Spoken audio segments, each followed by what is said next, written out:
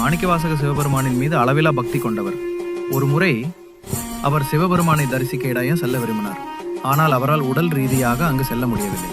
இதய கைலாயத்தில் நீயே வந்து தங்கு என்று பிரார்த்தித்தார்.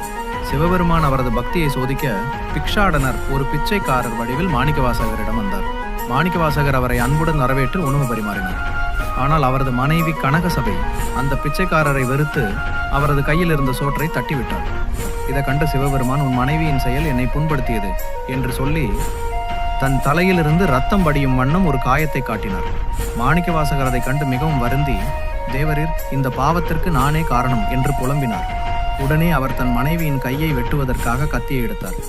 அதை பார்த்த சிவபெருமான், நில்லுங்கள், உங்கள் பக்தியே போதும் என்று கூறி அவரை தடுத்து தன் காயத்தை ஆற்றினார்.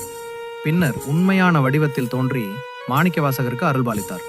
நல்லாதை கதையின் முக்கியத்துவம் பக்தர்களின் அன்பு சிவபெருமானுக்கு உடல் ரீதியான பாதிப்பை ஏற்படுத்தும் அளவுக்கு ஆழமானது. புண்படுத்தியவரை மன்னிக்கும் சிவனின் கருணை இங்கு வெளிப்படுகிறது.